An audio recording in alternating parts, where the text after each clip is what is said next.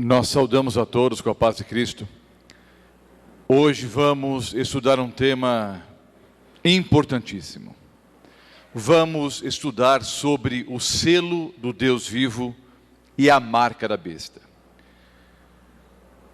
Para compreendermos bem esse assunto, o ideal seria que todos nós tivéssemos ouvido as palestras que antecederam o tema de hoje.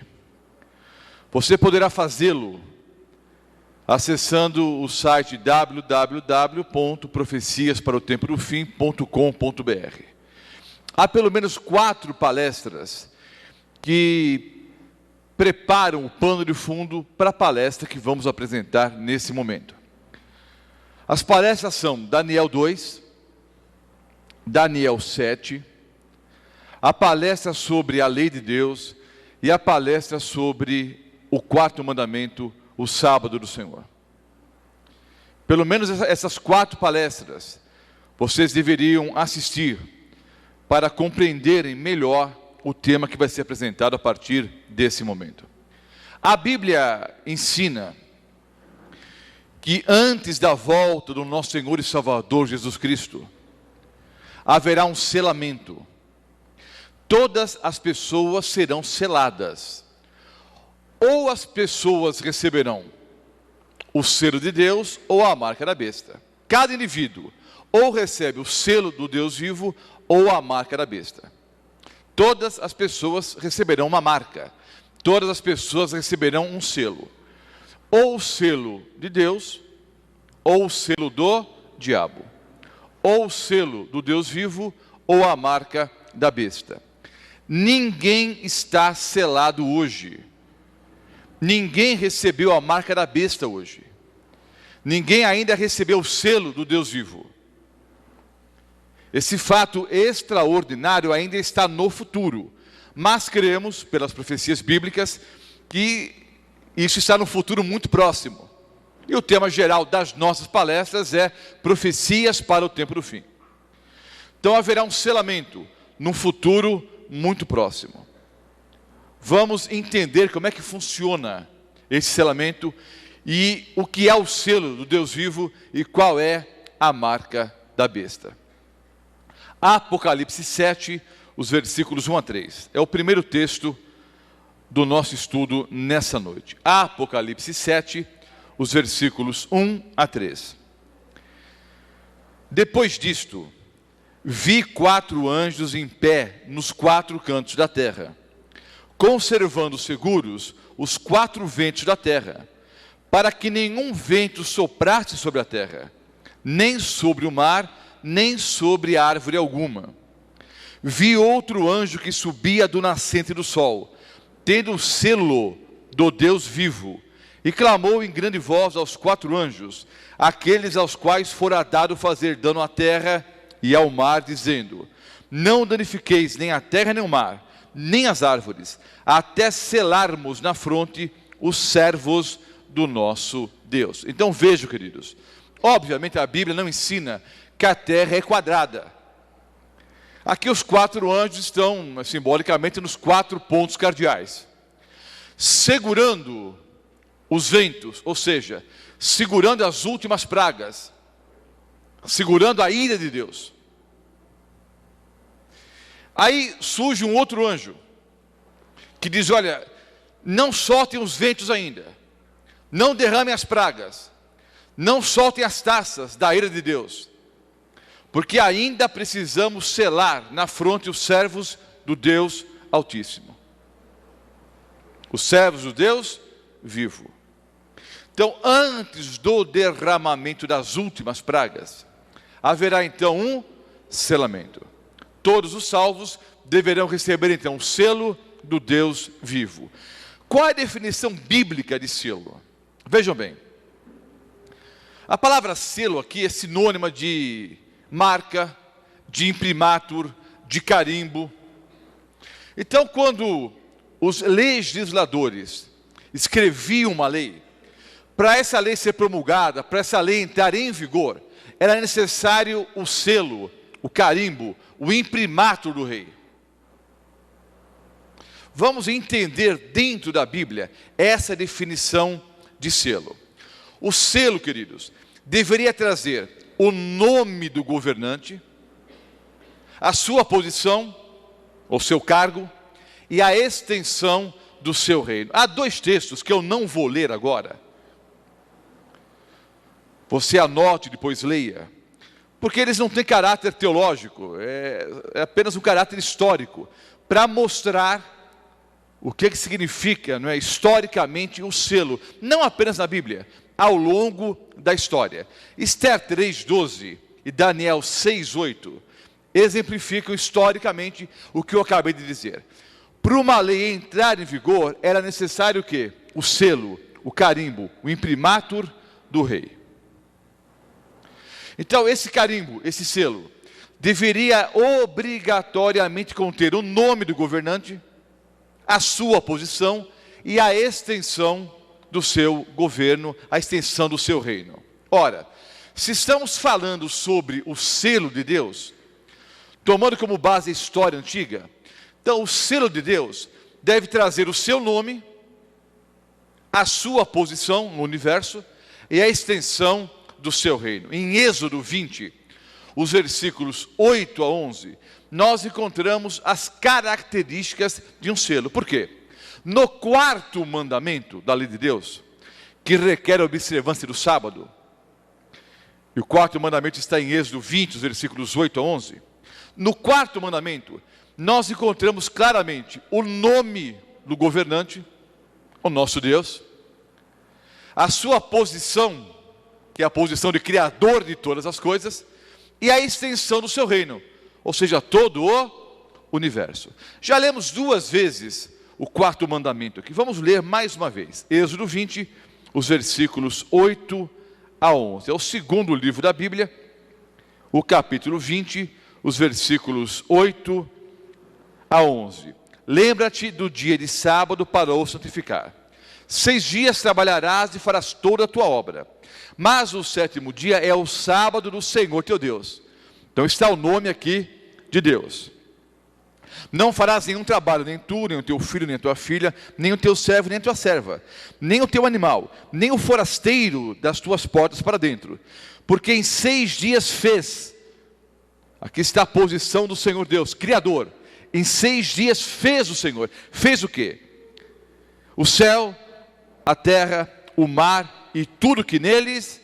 E ao sétimo dia descansou, por isso o Senhor Deus abençoou o dia de sábado e o santificou. Então, o Senhor Deus é o Criador do quê? Dos céus, da terra, do mar e tudo que neles há. Então encontramos no quarto mandamento, queridos, o nome de Deus, a sua posição, que é o Criador de todas as coisas, e também a extensão do seu reino, todo o universo. Onde está o selo do Deus vivo? Isaías 8, versículo 16. Isaías 8, 16. Resguarda o testemunho, sela a lei no coração dos meus discípulos. Isaías 8, 16. Resguarda o testemunho, sela a lei no coração dos meus discípulos. Isaías 8, 16. Ezequiel 20, o versículo 20.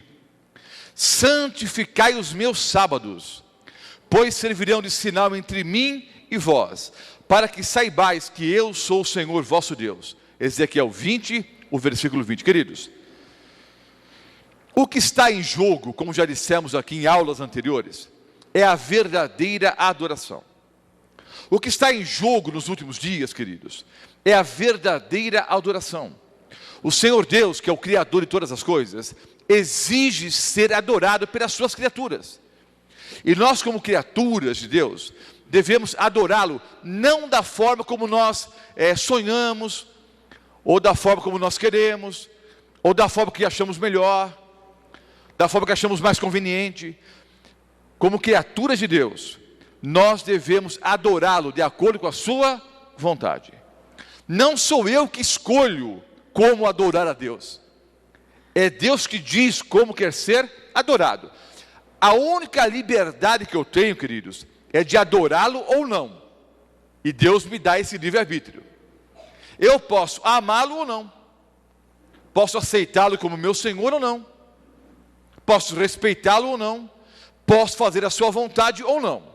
Agora, a partir do momento que eu aceito a Jesus como meu Salvador e Senhor, e alguns, infelizmente, querem aceitar a Jesus apenas como Salvador, mas não como Senhor. Querem o perdão, mas não querem o senhorio do Senhor Jesus sobre as suas vidas. É por isso mesmo que o Senhor Jesus disse: por que vocês me chamam Senhor, Senhor, e não fazem o que eu mando? Olha, se eu sou o Senhor, vocês devem viver de acordo com aquilo que eu estou dizendo, com aquilo que eu estou pregando. Por que me chamam Senhor, Senhor, e não fazem aquilo que eu digo, aquilo que eu mando? Então o que está em jogo é a verdadeira adoração. Então vejam, queridos, encontramos na lei de Deus o selo. Sela a lei no coração dos meus discípulos. E de uma forma muito especial, o quarto mandamento é um sinal entre Deus e o seu povo. E no quarto mandamento encontramos o nome de Deus, a sua posição, Criador de todas as coisas, e a extensão do seu governo, ou seja, todo o universo. Gênesis 2, os versículos 2 e 3. Gênesis 2, os versículos 2 e 3. Quando falamos sobre o sábado do Senhor, nós lemos esses versículos. Vou ler de novo. Havendo Deus terminado no dia 7º a sua obra que fizera, descansou nesse dia de toda a sua obra que tinha feito. Na verdade, Deus criou todas as coisas em 6 dias. O texto diz que Deus terminou ao 7º dia, porque ao 7º dia, Ele criou o 7º dia. Ao 7º dia, Ele criou o sábado. Criou todas as coisas em 6 dias. E ao 7º dia, Ele criou o 7º dia. Ele criou o sábado. E abençoou Deus o dia 7º, e o santificou, porque nele descansou de toda a obra que como Criador fizera. Vimos que séculos antes de Abraão, o pai da nação judaica, nascer, séculos antes, o sábado já era santo. Antes que existisse pecado no mundo, o sábado já era santo. Séculos antes de Deus dar os 10 mandamentos por escrito no Monte Sinai, o sábado já era santo. O sábado é o memorial da criação. E é também, queridos, o memorial da redenção. Porque o Senhor Jesus morreu ao 6º dia. E ao 7º dia Ele descansou na sepultura. O sábado é o memorial da criação e da redenção que temos em Cristo Jesus. É o dia de descanso, o santo sábado do Senhor, como já estudamos longamente numa aula anterior. Quem guardou o sábado? Deus descansou, santificou e abençoou o dia de sábado. Adão e Eva guardaram o sábado. Abraão, os profetas, o profeta Isaías especialmente fala muito sobre o sábado, e o povo de Israel guardou o sábado. No Novo Testamento, tudo isso já vimos aqui em aulas anteriores. No Novo Testamento, o Senhor Jesus guardou o sábado, a Virgem Maria guardava o sábado, e todos aqueles que têm algum respeito pela Virgem Maria entendam que o dia que a Virgem Maria guardava era o sábado. O Senhor Jesus guardava o sábado, os apóstolos guardavam o sábado, o apóstolo Paulo fala especialmente sobre o sábado, vimos vários versículos no livro de Atos, e as mulheres santas que seguiam a Cristo também guardavam o sábado. Todos os filhos de Deus na Bíblia guardavam o sábado. Não há nenhum versículo na Bíblia que mande guardar o domingo. Não existe o mandamento de guardar domingos e festas. Isso é um mandamento dos homens, não é um mandamento bíblico. O Senhor Jesus manda observar o sábado. Já estudamos aqui o sábado de pôr do sol a pôr do sol. Do pôr do sol de sexta ao pôr do sol de sábado, porque segundo a fórmula bíblica de se computar o tempo, ao pôr do sol de um dia, termina um ciclo de 24 horas e começa o outro ciclo. Ao pôr do sol, termina um dia e começa o outro. Então, o sábado de pôr do sol a pôr do sol. Apocalipse 14, os versículos 1 e 12. Apocalipse 14, os versículos 1 e 12. Olhei, e eis o Cordeiro em pé sobre o monte Sião, e com ele 144 mil, tendo na fronte escrito o nome de seu pai, o seu nome e o nome do seu pai. Então vejam, Em Apocalipse capítulo 7, ainda não havia ocorrido o selamento.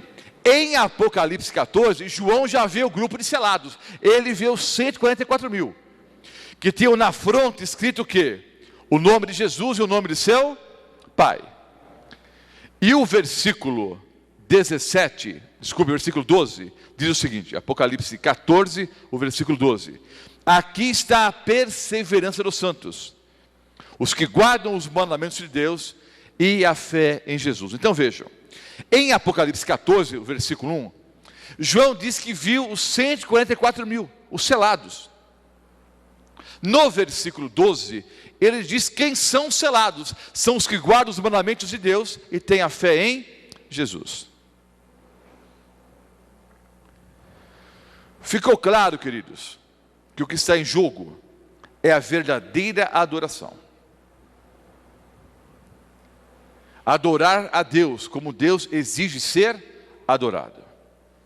O selo de Deus está na sua lei. E de uma forma muito especial no 4º mandamento, que requer observância do sábado. E João viu os selados, e segundo João, os selados são aqueles que guardam os mandamentos de Deus. Os que recebem o selo do Deus vivo são aqueles que guardam os mandamentos e têm a fé em Jesus. Vamos ver agora, dentro da Bíblia, o que é a marca da besta.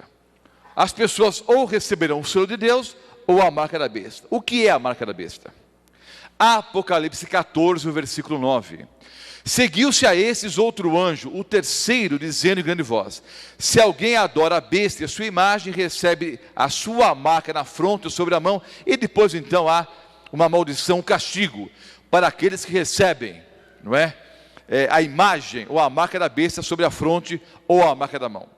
Se alguém adora a besta e a sua imagem, e recebe a sua marca na fronte ou na mão, recebe então a pena do fogo eterno ou do castigo eterno, a ira de Deus. Então vejam, os ímpios, os que adoram a besta, receberão a sua marca, receberão o quê? O seu sinal. O que é a marca da besta? Quem é a besta? E o que é a sua marca? Vejamos dentro da palavra do Senhor. Eu disse que o ideal seria que todos tivessem assistido às palestras sobre Daniel 2 e Daniel 7. Eu vou recapitular em poucos minutos Daniel 2 e Daniel 7. Em Daniel capítulo 2, Nabucodonosor teve um sonho. Ele não sabia qual era a interpretação do sonho. E Deus então revelou a Daniel qual era o sonho e qual a interpretação. Em Daniel 2, tanto Nabucodonosor como depois Daniel viram uma grande estátua, cuja cabeça era de ouro maciço, o peito e os braços de prata, o ventre de bronze, as pernas de ferro e os pés em parte de barro e em parte de ferro. Cada metal representava um reino, uma nação desse mundo, da história desse planeta. Em Daniel capítulo 7, há a repetição crescente, ou seja, Daniel capítulo 2 é repetido, só que outros detalhes são acrescentados, e estudamos nos mínimos detalhes Daniel capítulo 7. Só que eu prometi, ao apresentar Daniel capítulo 7, voltar para explicar a questão dos 1260 dias, um tempo, dois tempos, metade de um tempo, que eu vou explicar na aula de hoje. Em Daniel 7, os mesmos reinos apresentados em Daniel 2 aparecem de novo, só que com símbolos diferentes. Há um leão com duas asas, há um urso que tem 3 costelas na boca, há o leopardo com 4 asas e 4 cabeças, e há um animal terrível, espantoso, sobremodo forte, que tem 10 chifres na sua cabeça. Vimos, queridos, que o leão representa Babilônia, o urso, os medo-persas, o leopardo com 4 cabeças e 4 asas, o império grego-macedônico, e o animal terrível e espantoso, sobremodo forte, com 10 chifres, simbolizava o Império Romano. E os 10 chifres, os povos bárbaros que destruíram o Império Romano, dividiram o Império Romano em várias tribos, dando ao longo da história origem à divisão política como temos hoje na Europa. Nesse animal terrível, espantoso, sobremodo forte, que tinha 10 chifres, e os 10 chifres de Daniel capítulo 7, tem o seu correspondente, Daniel 2, nos pés da estátua, que obviamente tinha 10 dedos. No meio dos 10 chifres, surge uma ponta pequena, surge um outro chifre. Então vejam, o animal terrível, espantoso, sobremodo forte, representava o Império Romano. O Império Romano foi destruído pelas tribos bárbaras, são mais de 20 tribos, mas os historiadores identificam 10 principais. Essas 10 tribos destruíram o Império Romano, dividindo o Império Romano em várias nações, em várias tribos. Depois do grande animal ser morto, ou seja, o Império Romano, surgiria em meio às tribos, em meio aos chifres, uma ponta pequena, diferente dos outros chifres. Um chifre pequeno, que tinha olhos e uma boca que falava com arrogância. Esse pequeno chifre era menor do que os outros num primeiro momento, mas ele cresceu, tornou-se mais robusto, mais forte que os seus companheiros, de tal maneira que ao crescer, 3 chifres foram arrancados na sua presença. Vamos ler Daniel 7, os versículos 24 e 25. Daniel 7, os versículos 24 e 25. Vocês se lembram, vocês se recordam, que eu prometi voltar a esse assunto, e se eu cumprir a palavra, vou explicar agora os versículos 24 e 25. Os 10 chifres correspondem a 10 reis, que se levantarão daquele mesmo reino. Aquele mesmo reino é o Império Romano. Então 10 reis ou 10 reinos se levantariam do Império Romano. E depois dele se levantará outro, um pequeno chifre, o qual será diferente dos primeiros, e abaterá 3 reis. O que faria essa ponta pequena? O que faria esse chifre?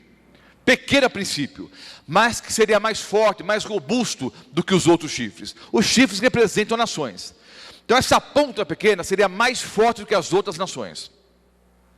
E faria o seguinte: proferirá palavras contra o Altíssimo, magoará os santos do Altíssimo, e cuidará em mudar os tempos e a lei. E os santos lhe serão entregues nas mãos por um tempo, 2 tempos e metade de um tempo. 2 tempos, 1 tempo, 2 tempos e metade de um tempo. Vamos entender o que significa a profecia de Daniel capítulo 7, os versículos 24 e 25. O versículo 25 diz que aquela ponta pequena, aquele pequeno chifre, faria o seguinte: iria proferir palavras contra o Altíssimo, magoaria os santos do Altíssimo, mudaria os tempos e a lei. Obviamente não é lei de trânsito, queridos, o que está em jogo é a lei de Deus. E perseguiria os santos do Altíssimo por um tempo, 2 tempos e metade de um tempo. Tenham isso em mente. E vamos agora associar Daniel capítulo 7, versículos 24 e 25. Vamos associar a segunda carta do apóstolo Paulo aos Tessalonicenses, o capítulo 2, os versículos 1 a 4. Segunda carta do apóstolo Paulo aos Tessalonicenses. Vou ler aqui os versículos 1 a 4. Segunda carta, o capítulo 2, os versículos 1 a 4.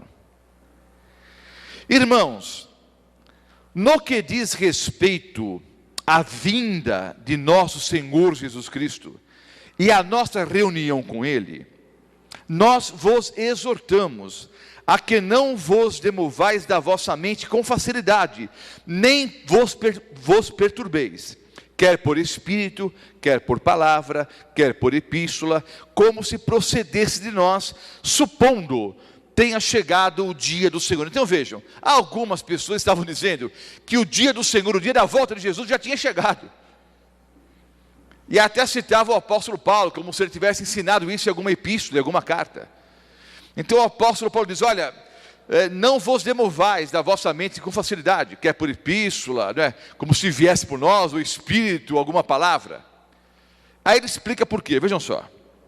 Ninguém de modo nenhum vos engane. Porque isso o que, queridos? O dia do Senhor, o dia da volta de Cristo, não acontecerá sem que primeiro venha a apostasia.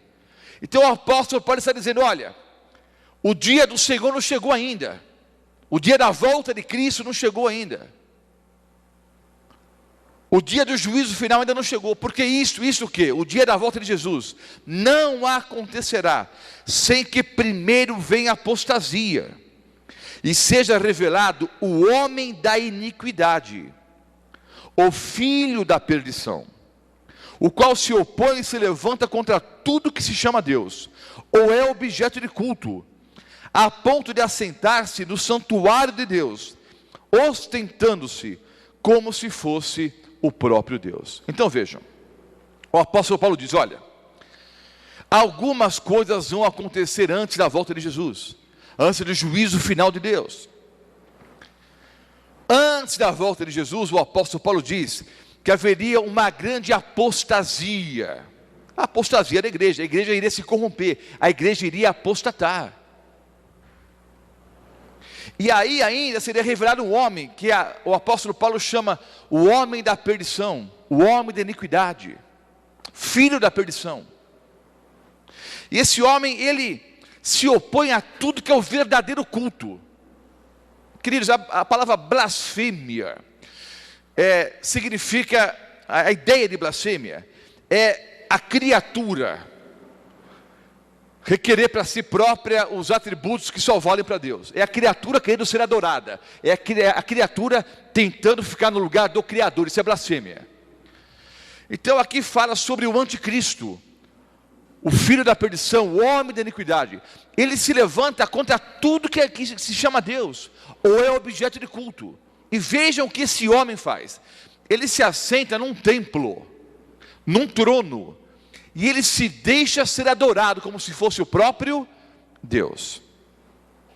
Então, vamos juntando o fio da meada, queridos. Vamos juntando as pontas aqui.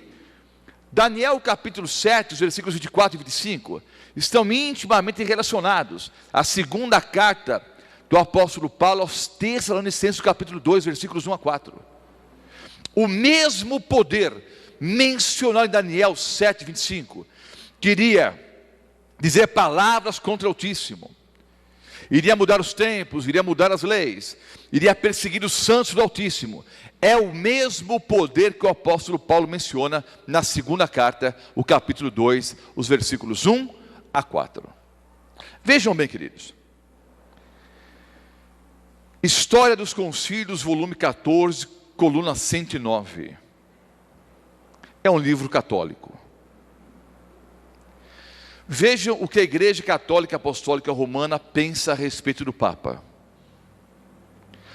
Tu és o pastor, tu és o médico, tu és o diretor. Finalmente, tu és outro Deus na terra.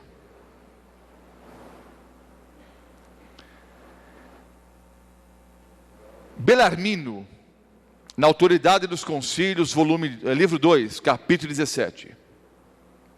Vejam o que a Igreja Católica Apostólica Romana pensa sobre o Papa. Todos os nomes que nas Escrituras se aplicam a Cristo são aplicáveis ao Papa. Vamos pensar em apenas alguns nomes para Cristo na Bíblia. O Alfa e o Ômega, o leão da tribo de Judá, o Cordeiro de Deus que tira o pecado do mundo, Pai da eternidade, Senhor dos senhores, Rei dos reis, Deus eterno, a rosa de Sharon. A Igreja Católica ensina que todos os nomes que são aplicados a Jesus na Bíblia são aplicáveis ao Papa. Vejam bem, queridos. O poder do anticristo, segundo o apóstolo Paulo, está caracterizado num homem que se assenta num trono, num templo, e que se deixa ser adorado como se fosse o próprio Deus. Você sabe o que significa o termo sumo pontífice? Sumo pontífice é o maior construtor de pontes. Pontífice é arquiteto de pontes, é construtor de pontes. Sumo é o maioral. Então, sumo pontífice significa o quê? Construtor de pontes. Para o pensamento católico, o sumo pontífice é o construtor de pontes entre o homem e Deus, quando o Senhor Jesus diz: eu sou o caminho, a verdade e a vida. Ninguém vem ao Pai senão por mim. A Igreja Católica Apostólica Romana também chama o Papa de um vigário de Cristo. Você sabe o que significa a palavra vigário? Vicarius, em latim, é substituto. Quando você chama o padre de vigário, por exemplo, você está dizendo que ele é substituto de quem? De Jesus. Então a Igreja Católica Apostólica Romana diz que a igreja tem que ter uma cabeça visível, e a cabeça visível é o Papa. E erroneamente ensinam que o Papa recebeu autoridade que vem desde Pedro, porque segundo a tradição católica, Pedro foi o primeiro Papa. Nesse seminário eu não vou apresentar o estudo que fala sobre quem é a pedra, mas está muito claro no contexto bíblico que a pedra é Jesus. Se você tiver curiosidade e quiser aprender sobre esse assunto, no site www.profeciasparotempodofim.com.br há uma palestra só sobre esse assunto. Não é uma palestra no audiovisual. Não está o pastor Mota falando, mas está a palestra todinha em PowerPoint. Você pode baixar inteiramente grátis, e há 10 argumentos bíblicos e 2 argumentos históricos, provando que Pedro nunca foi papa coisíssima alguma. Mesmo porque o Novo Testamento que foi escrito, queridos, obviamente após a morte de Jesus, não menciona esse fato. E nas listas dos dons espirituais não está o dom de papado. E é interessante, se Pedro, como diz a tradição católica, foi o primeiro Papa e estabeleceu em Roma, não é, o trono do seu reino, a troco do que o apóstolo Paulo escreveu uma carta aos romanos. Se o próprio Papa estava em Roma, por que o apóstolo Paulo teve que escrever uma carta para os romanos? E o próprio apóstolo Pedro diz claramente que a pedra é Jesus, a pedra é Cristo, a pedra angular é Jesus. Quando, conversando com os discípulos, Jesus perguntou: o que os homens dizem a meu respeito? Uns dizem que Elias, outros dizem que é João Batista, e vocês pensam o quê? Aí Pedro disse: olha, nós cremos que o Senhor é o Filho de Deus, tu és o Filho do Deus vivo. Aí Jesus disse: bem-aventurado és, Simão Barjonas, porque não foi nem a carne nem o sangue que te revelaram, mas meu Pai que está nos céus. Eu digo, tu és pedra, e sobre esta pedra edificaria a minha igreja. Então vejam, o nome Pedro, Jesus não mudou o nome de Simão Barjonas para Pedro nessa ocasião, já tinha mudado antes, por ocasião do seu chamado. Mas Pedro é Petros em grego, é uma pedra pequena, uma pedra movediça, uma pedra que pode ser chutada de um lado para o outro. Jesus é a pedra angular, é a pedra fundamental, é o alicerce. Então, no texto, o Senhor Jesus disse, no texto original: tu és Petros, e sobre esta pedra edificarei minha igreja. Pedro, você é Petros, você é uma pedrinha, que pode ser chutada de um lado para o outro. Sobre esta pedra, essa é a ideia do texto, sobre esta pedra, que é o próprio Cristo, edificarei a minha igreja. Depois leia o texto na íntegra. Para aqueles que acham que, a partir daquele momento, Pedro virou Papa, é meio confuso, porque logo a seguir, Jesus disse que iria para Jerusalém, ser preso, torturado, começou a explicar qual seria o final da sua missão aqui nesse mundo, e Pedro, chamando Jesus de lado, disse: mestre, de modo algum isso vai te acontecer. E Jesus disse: para trás de mim, Satanás. Satanás se utilizou de um amigo de Jesus, para tentar convencer Jesus a fugir da cruz. Esse amigo era Pedro. Se Pedro fosse o primeiro Papa, o primeiro palpite que Pedro deu para Jesus foi para que Jesus não morresse na cruz. Então todos nós seremos perdidos para sempre. E se foi o primeiro Papa, e a Igreja Católica diz que o Papa é infalível, como é que Pedro negou a Cristo 3 vezes? Em outras ocasiões falhou, a tal ponto do apóstolo Paulo ter que resistir face a face, numa ocasião em que Pedro, quando estava com os gentios, vivia de um jeito, quando estava com os judeus, de outro jeito. Era duas caras. Pecador, miserável, como todos nós, queridos. Leia a palestra que está no site, inteiramente grátis. Eu fiz o resumo do resumo aqui. Pedro nunca foi papa coisíssima alguma. Mas a Igreja Católica ensina que todos os nomes que são aplicáveis a Jesus são aplicáveis ao Papa. Isso é blasfêmia. Então notem. Proferirá palavras contra o Altíssimo. Vai se assentar no trono e vai deixar-se ser adorado como se fosse o próprio Deus. E faria mais, cuidaria em mudar os tempos e a lei. Decreto de translate é um decreto católico. Veja o que diz a Igreja Católica Apostólica Romana sobre o Papa. O Papa tem poder para mudar os tempos, abrogar leis e dispensar todas as coisas, mesmo os preceitos de Cristo. Queridos, a Igreja Católica ensina, mas pastor, eu sou católico e não sabia disso, então você é um mau católico, um católico mal informado. A Igreja Católica ensina que o Papa tem poder para mudar os tempos, abrogar as leis e dispensar todas as coisas, até os preceitos de Cristo. Ou seja, o Papa tem autoridade para fazer do certo errado e do errado certo. Queridos, proferirá palavras contra o Altíssimo, cuidará em mudar os tempos e as leis. Aqui nós temos a foto de uma igreja católica apostólica romana. Tem um outdoor, tem um pôster, um cartaz em frente à igreja. Nessa foto não dá para enxergar bem. Estou colocando a foto um pouco maior aqui. Eles estão citando aqui o Salmo 40, o versículo 8.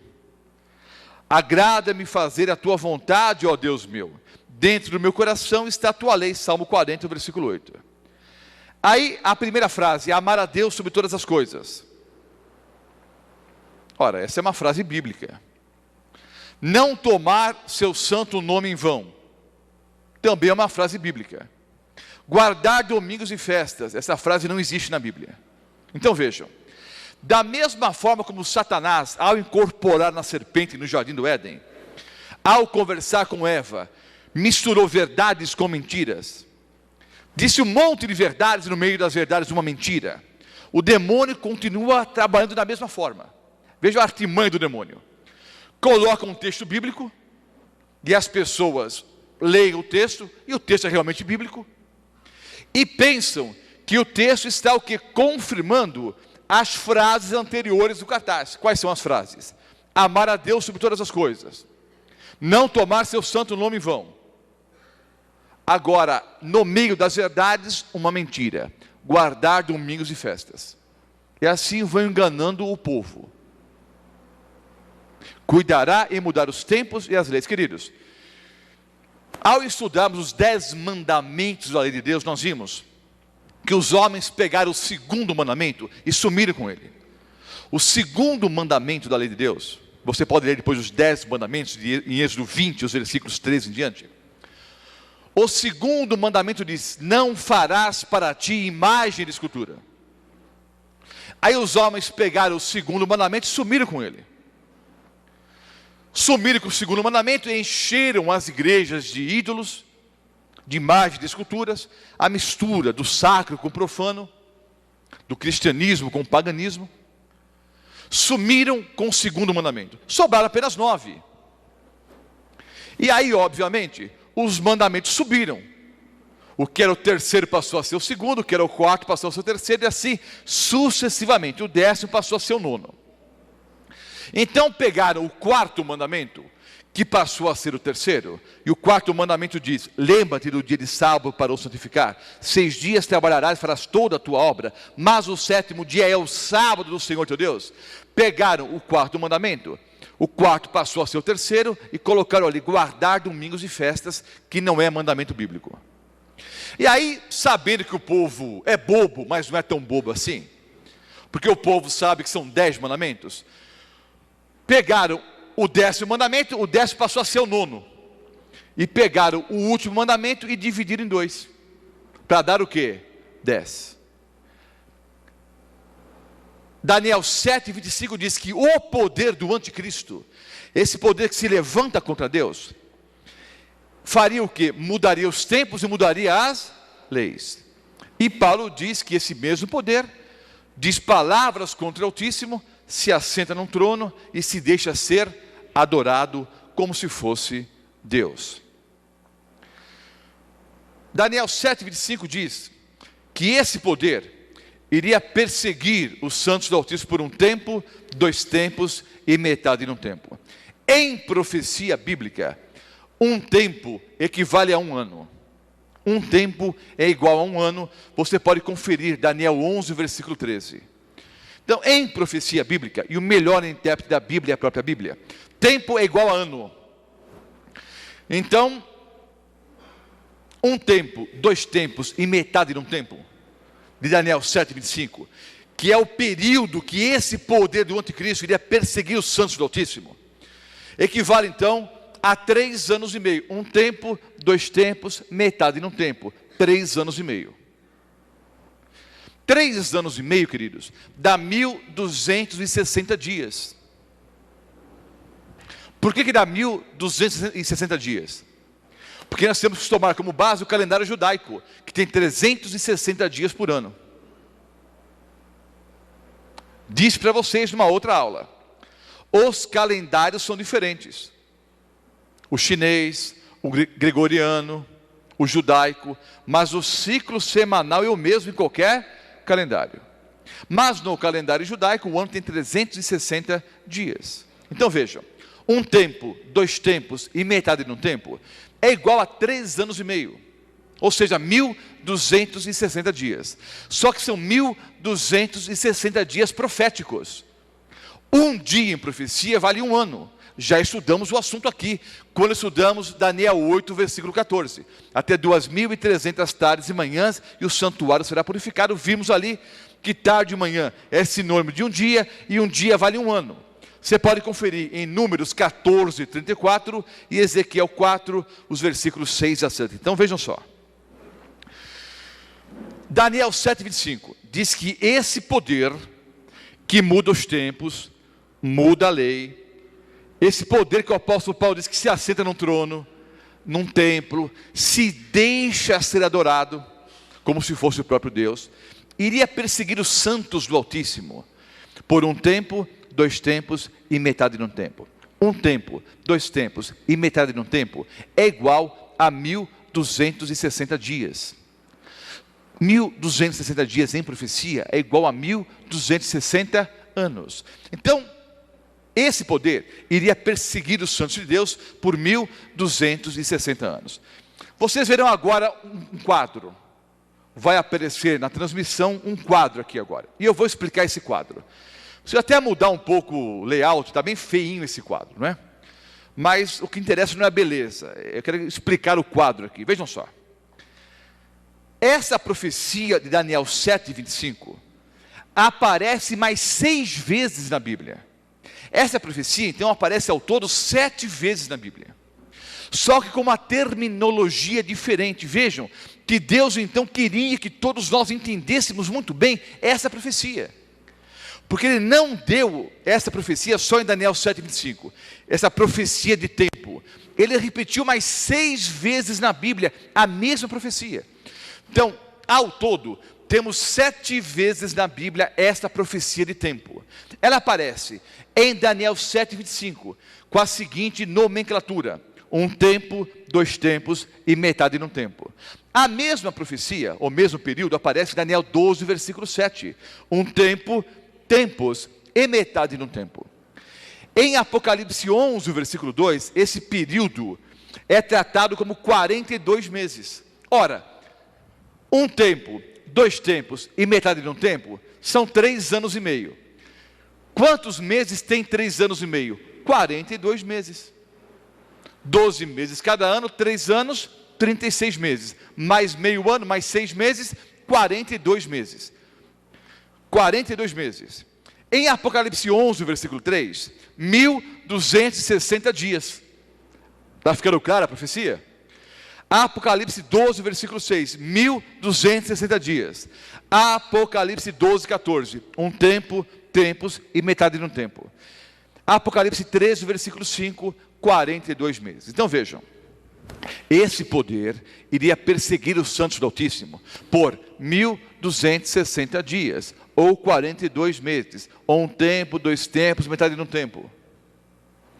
São terminologias sinônimas para, em profecia bíblica, representar 1260 anos, porque 1260 dias, cada dia representa um ano em profecia bíblica. Então esse poder iria perseguir os santos de Deus por 1260 anos. Vejam só, queridos, esse poder, a essa altura, está muito claro para vocês, que é o poder papal. Os católicos não receberam a marca da besta. Ninguém recebeu a marca da besta ainda. Não é um ataque aos católicos a palestra de hoje. Eu amo tantos católicos que prego para eles há mais de 20 anos. Há mais de 20 anos tenho dedicado a minha vida a mostrar a verdade para os católicos. Tanto eu amo cada católico. Então vejam, queridos, não é um ataque aos católicos. Há pessoas sinceras em todos os lugares. Estamos pregando para que os católicos sinceros entendam a verdade bíblica. Vejam só. No ano 538, Justiniano, não foi Jesus, foi Justiniano, em 538, que coroou o bispo de Roma, o cabeça visível das igrejas. Em 538, finalmente, o Papa tinha pouca ou nenhuma oposição na Europa. Vejam só, em Daniel 7, os versículos 24 e 25, diz que essa ponta pequena iria crescer. Diante dessa ponta pequena, segundo Daniel capítulo 7, 3 outros chifres seriam arrancados. Lembra do texto? Então vejam, cada chifre representa um reino. Os érulos, os vândalos e os ostrogodos, eles eram arianos e se opunham à supremacia papal, à autoridade papal.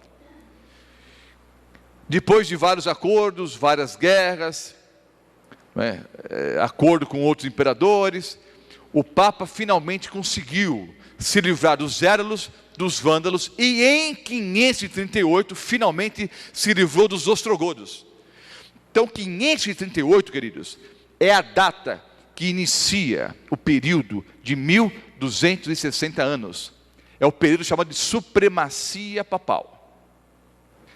Durante 1260 anos, o poder da Igreja Católica Apostólica Romana, dirigida pelo Papa, perseguiu os verdadeiros cristãos, na chamada Idade Média, ou Idade das Trevas, chamada Santa Inquisição. E para os católicos que conhecem bem a Igreja Católica se lembrarem, o próprio Papa João Paulo II veio a público, obviamente antes da sua morte, não é? E pediu perdão em nome da Igreja Católica pelos milhões de pessoas que a Igreja Católica Apostólica Romana matou na chamada Santa Inquisição. Então vejam, esse período começou em 538, quando Justiniano coroou o imperador, não é? O imperador Justiniano coroou o bispo de Roma, o cabeça visível das igrejas. Exatamente 1260 anos depois, vejam só como a profecia bíblica, não é, funciona nos mínimos detalhes. Em 1798, ou seja, 1260 anos depois, Alexandre Berthier, general francês, amando de Napoleão Bonaparte, na época da Revolução Francesa, invadiu a Capela Sistina, rendeu a guarda suíça e aprisionou o Papa Pio VI, no dia 15 de fevereiro de 1798. O Papa foi levado para o exílio e morreu no dia 29 de agosto de 1799, na cidade de Valença. Então vejam, exatamente durante 1260 anos, o Papa reinou soberano na Europa. Mas o seu poder foi diminuindo, até que Alexandre Berthier aprisionou o Papa Pio VI. Então vejam, queridos, a profecia se cumpre nos mínimos detalhes. Para aqueles que conhecem a história do Brasil, os instrumentos de tortura que eu vou mostrar nos próximos slides não são novidade, porque fazem parte do nosso triste passado, tempo da escravidão aqui nesse país. Mas esses instrumentos usados, como instrumentos de tortura aqui no Brasil, foram usados pela Igreja Católica Apostólica Romana, na chamada Santa Inquisição. E alguns desses instrumentos são conhecidos aqui da nossa história. Eu quero chamar a atenção para esse objeto de tortura. É a Virgem de Lata, ou a Virgem de Bronze. Está no museu hoje, mas ficava ao ar livre, sob o sol. Ficava sob o sol. Vocês podem ver que não há nenhuma janela aí, apenas uma porta. Não sei se dá para vocês divisarem no slide, que há algumas lanças pontiagudas dentro, desse objeto. A pessoa era colocada aí dentro, e a porta era fechada. E as lanças por todos os lados. Ou a pessoa se submetia à Igreja Católica Apostólica Romana, ou morria aí dentro. Essa era a forma de evangelismo usada pela Igreja Católica. Alguns têm dito que o meu discurso às vezes é muito duro. Duro é pegar o indivíduo e colocar num lugar como esse, um instrumento de tortura. Aqui, queridos, embora pareça duro o discurso, é o discurso bíblico. Mas nós damos, Deus dá o livre-arbítrio. Você escolhe o caminho que você quer bem seguir. Aqui não, a pessoa tinha a escolha. Ou seguia, os ensinamentos católicos, impostos pelo Papa, ou morria. Muitos renunciavam à verdadeira fé cristã e abraçavam o catolicismo, o papado. Mas milhares de pessoas, milhões de pessoas, foram fiéis e fiéis até a morte. Não renunciaram à Bíblia Sagrada, não renunciaram à palavra de Deus, preferiram morrer. Muitos foram separados, da família, no tempo das cruzadas, levados para serem mortos, crucificados, lançados aos leões. Muitos foram queimados, em estacas, mas permaneceram fiéis a Deus. Apocalipse 13, os versículos 1 a 10. Não vou explicar Apocalipse 13 nos mínimos detalhes. Vou ler aqui a cena da primeira besta. E na próxima aula eu vou explicar qual é a segunda besta de Apocalipse 13. Na próxima aula vou fazer um resumo de Apocalipse 12 e vou explicar a segunda besta de Apocalipse 13. Vejam só. Apocalipse 13, versículos 1 a 10. Vi emergir do mar uma besta.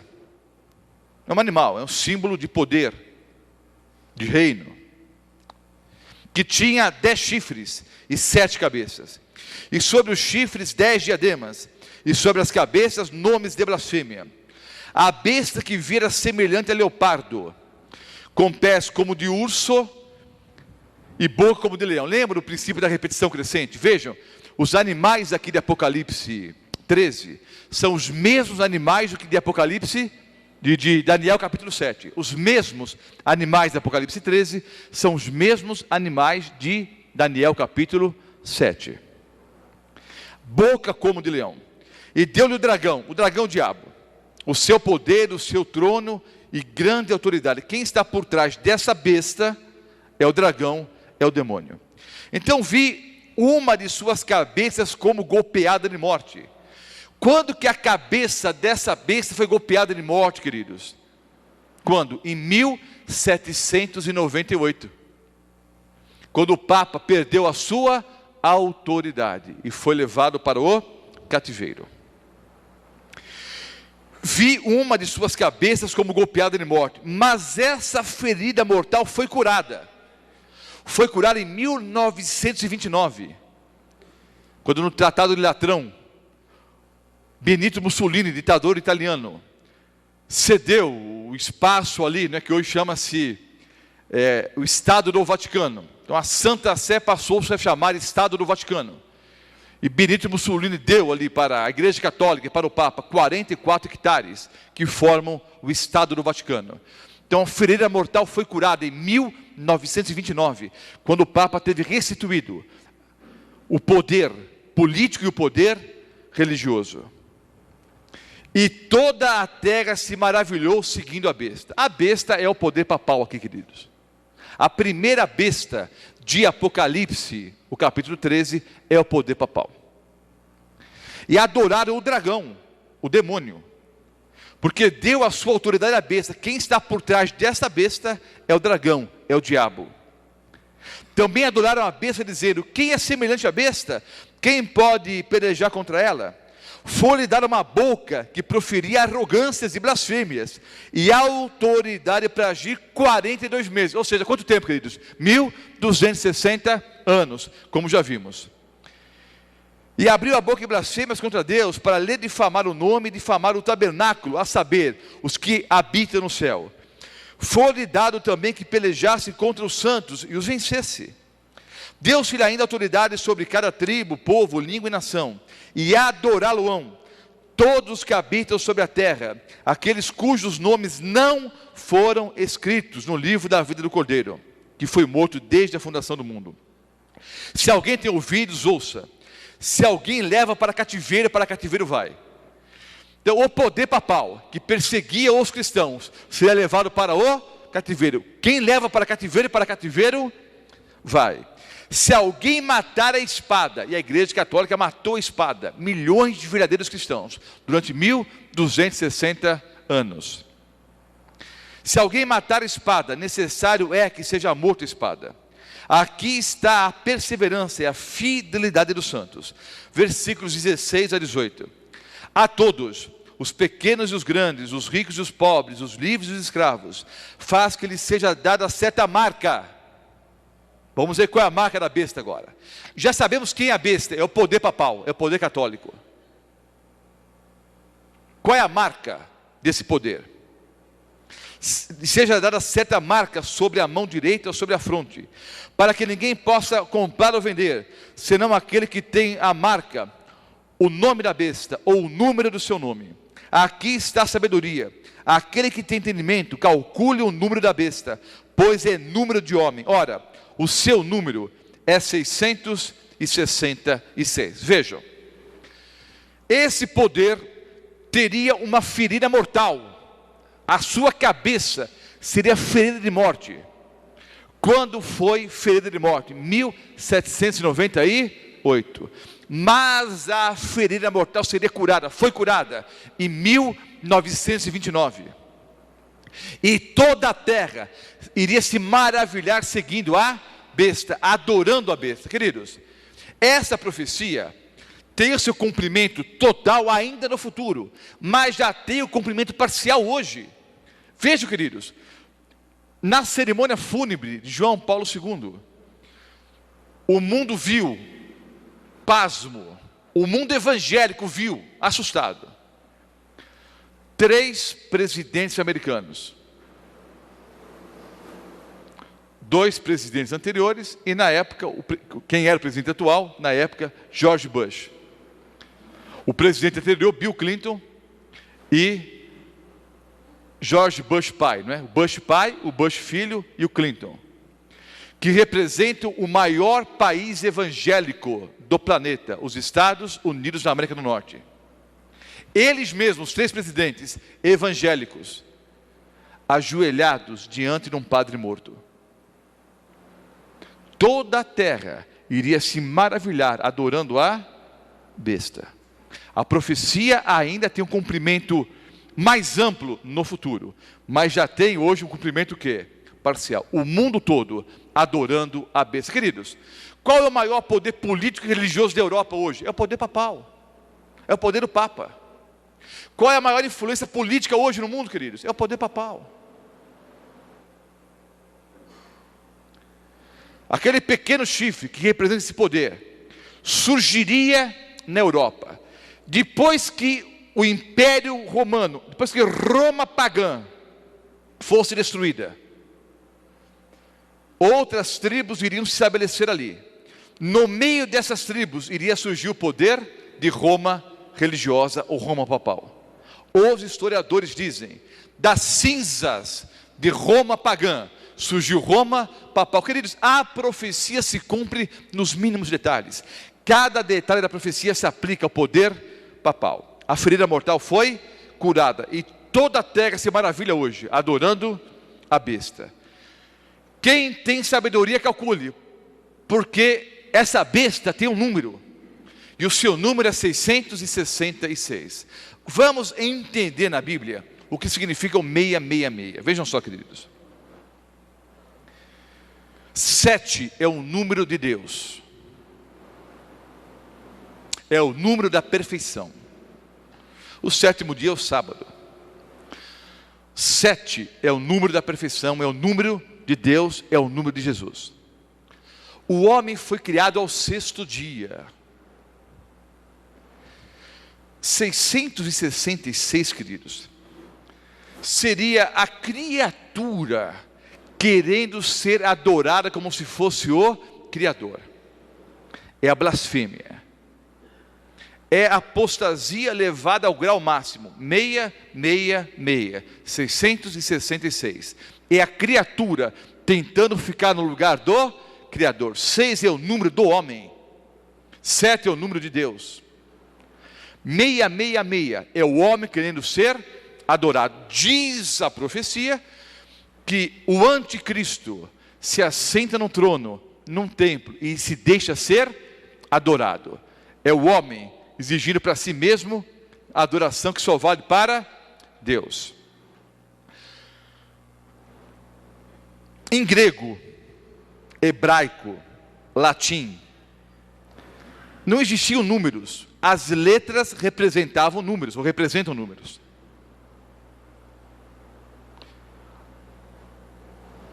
Em aramaico, as letras também têm um valor simbólico. Ninguém é obrigado a saber aramaico. Mas vejam só, Stur era o deus oculto de Babilônia. Babilônia representa tudo que se levanta contra Deus. Babilônia é a oposição religiosa ao verdadeiro culto. O símbolo de Babilônia na Bíblia é o símbolo de tudo que se levanta contra Deus ou é objeto de culto. Babilônia tinha vários deuses, mas tinha um deus secreto, um deus oculto, chamado Stur. Stur em aramaico dá 666. Há 2 amuletos de ouro aqui. Esses 2 amuletos foram cunhados, foram feitos em homenagem ao deus Sol.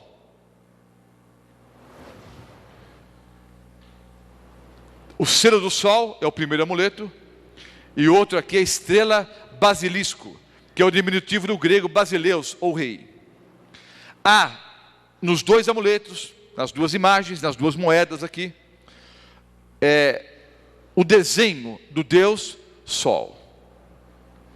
E há no verso de cada moeda um diagrama de números místicos. Num diagrama está escrito embaixo 666. Reproduzi os 2 diagramas para que vocês possam ter uma visão mais clara. Esses 2 diagramas que apresentamos no quadro agora, eles estão nesses 2 amuletos que foram cunhados séculos atrás em homenagem ao Deus Sol. Não se esqueçam, o que está em jogo é verdadeira adoração. O Senhor Deus quer ser adorado todos os dias da semana, mas escolheu o 7º dia, o sábado, para que o homem, de uma maneira especial, cessasse as suas atividades e prestasse culto e louvor ao Deus verdadeiro. Agora, o homem quer ser adorado, se levanta contra Deus e escolhe o primeiro dia da semana, o dia do Deus Sol, para que nesse dia então o Deus Sol seja adorado. Uma mudança na lei de Deus. Esses 2 diagramas de números místicos, se você somar qualquer coluna na horizontal ou na vertical, cada coluna dá 111. Se você somar cada coluna na vertical, dá 111. Cada coluna na horizontal dá 111. Quantas colunas há na horizontal? 6. 6 vezes 111, 666. Na vertical, 6 colunas. Pode somar, dá 111 cada coluna. Dá 666. Então, 666, queridos. É tudo que se levanta contra Deus. E é um número místico, utilizado para a adoração do Deus Sol, no primeiro dia da semana, que hoje chamamos de domingo. Entenderam? O Deus Sol, adorado no primeiro dia da semana, que hoje chamamos de domingo. O mandamento, guardar domingos e festas, está associado ao culto ao Deus Sol. Isso não é mandamento bíblico, é mandamento dos homens que misturaram o paganismo com o cristianismo. O que aconteceu, queridos? Veja, nós vamos ver de maneira mais clara ao estudarmos na próxima aula Apocalipse 12. Mas há uma guerra do bem contra o mal. Então o dragão tentou destruir a igreja primitiva através das perseguições movidas por Roma pagã. Como não conseguiu, então passou a atacar a igreja, corrompendo a igreja cristã e fazendo com que a própria igreja perseguisse o quê? Os verdadeiros cristãos. E ainda usou uma outra tática.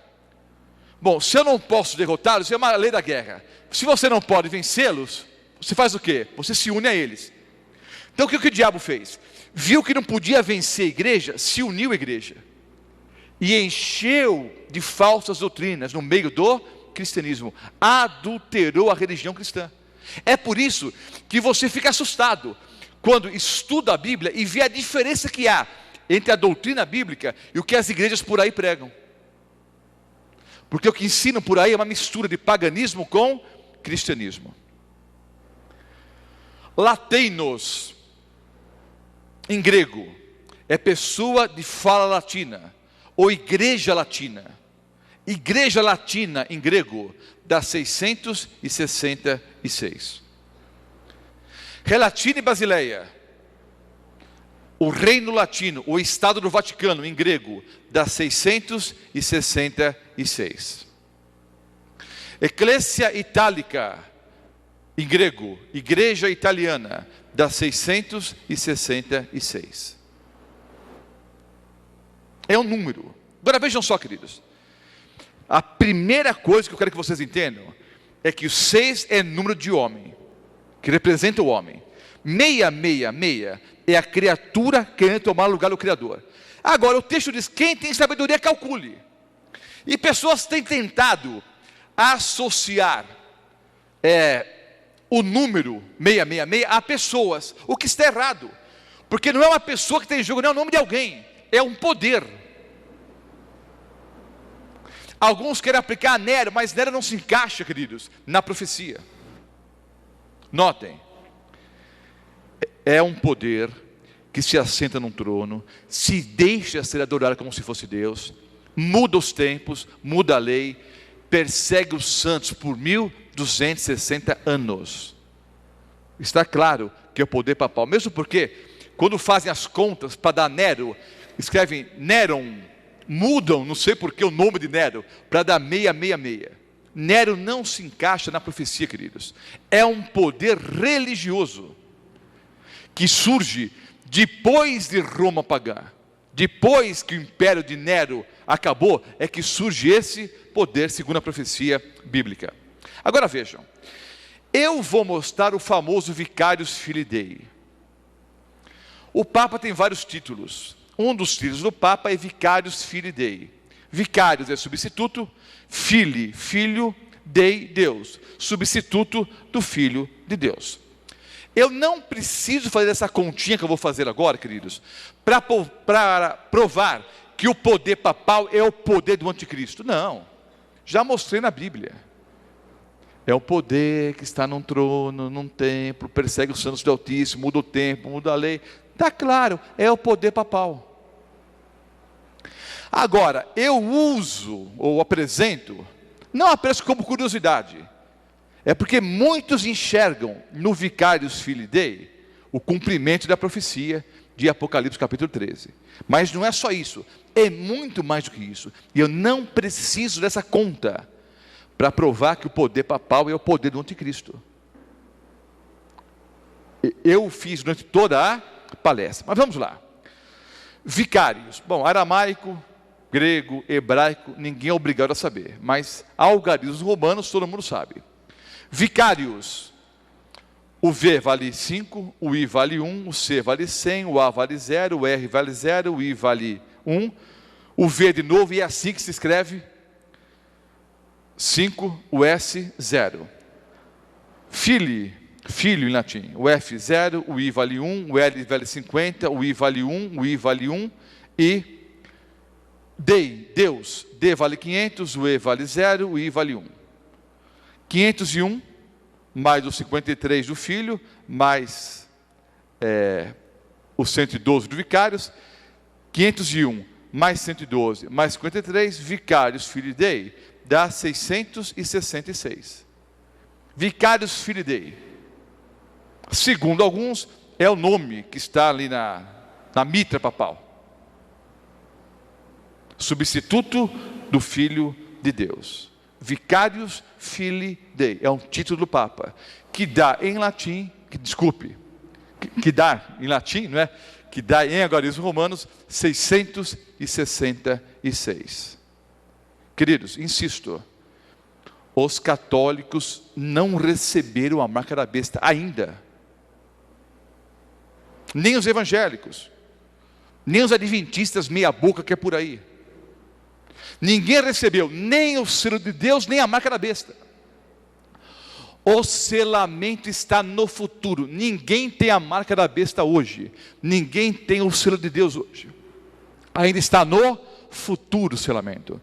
Mas eu preciso que você entenda, é preciso que você entenda, para que você não seja tomado de surpresa. O que está em jogo é verdadeira adoração. Então notem, ao verdadeiro culto, adorar a Deus como Deus exige ser adorado, no dia em que Ele quer ser adorado. E ao falso culto, a criatura tomando o lugar do Criador e colocando um dia de culto falso, no primeiro dia da semana.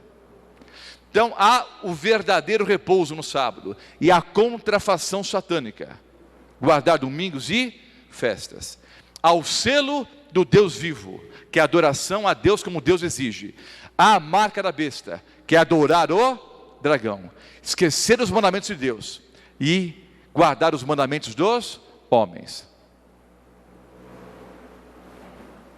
seguir os ensinos da besta e adorar o dragão. Quem são os adoradores da besta? Segundo Apocalipse 13, aqueles que não têm o nome no livro da vida do Cordeiro, que foi morto antes da fundação do mundo. Ninguém tem a marca da besta, nem o selo do Deus vivo. Isso ainda está no futuro. Mas é preciso que você tome hoje uma posição ao lado da verdade. Vamos ficar com o verdadeiro culto ao verdadeiro Deus, ou vamos ficar com a contrafação satânica, com a doutrina dos homens, o homem querendo ser adorado, tendo por trás o poder do próprio dragão, o poder do próprio demônio. Há algum tempo atrás, num programa de televisão, um pregador muito conhecido no mundo evangélico recebeu uma carta.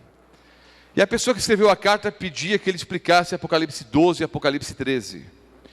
E ele disse publicamente que não há ser humano na face da terra que saiba explicar Apocalipse 12 e Apocalipse 13. Expliquei nessa aula parte de Apocalipse 13. Na próxima aula, vou explicar Apocalipse 12 inteirinho. E a segunda besta de Apocalipse 13. Não porque haja mais inteligência no Roberto Mota ou em qualquer pastor adventista do que nos outros mortais. É que Deus tem uma igreja estabelecida nesse planeta para pregar toda a verdade e preparar o mundo, assim como João Batista preparou o mundo para a primeira vinda de Cristo. Nós cremos que nós, adventistas do sétimo dia, fomos colocados nesse mundo, estabelecidos por Deus nesse planeta, para prepararmos o mundo para a breve volta de Cristo Jesus. Por isso pregamos toda a verdade. E eu oro a Deus para que você tome uma posição ao lado dessa verdade. Quantos querem ter o nome inscrito no livro da vida? Quantos querem receber o selo do Deus vivo, para que recebam das mãos dele a coroa da vida eterna? Esse é o seu desejo? Essa é a sua vontade? Você que me ouve agora, esteja você onde estiver, essa é a sua vontade, esse é o seu desejo. Então, juntamente com os que estão aqui nesse momento, vamos orar ao nosso Deus, tomando uma posição ao lado dele, para que recebamos o selo do Deus vivo e recebamos depois o que? A coroa da vida eterna, tendo o nosso nome escrito no livro da vida do Cordeiro. Vamos orar ao nosso Deus. Levantemo-nos. Amado Pai Celestial, estudamos nessa noite sobre o selo de Deus e a marca da besta. Entendemos que o que está em jogo é verdadeira adoração. E nós tomamos mais uma vez o firme propósito de adorar ao Senhor da forma como o Senhor quer ser adorado. Nós queremos a cada dia estudar mais a Tua Palavra, para que possamos conhecer a Tua vontade, e assim possamos então fazer a Tua vontade, Senhor, diariamente em nossa vida. Mas Tu sabes que nós somos fraquinhos, pecadores.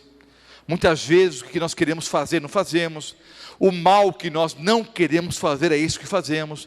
Nós somos fracos e pecadores, mas somos sinceros, Senhor. Amamos demais o Senhor Jesus e queremos fazer a sua vontade. Por isso imploramos, em primeiro lugar, perdoa-nos, Senhor. Apagues os nossos pecados, purifica-nos, limpa-nos e dá-nos o teu poder, Senhor, através da pessoa do Espírito Santo, para que vivamos de acordo com as verdades bíblicas, de acordo com a tua vontade em qualquer circunstância.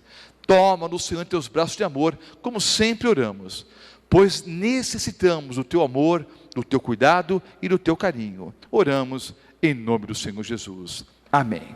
Deus abençoe a todos e até a próxima aula.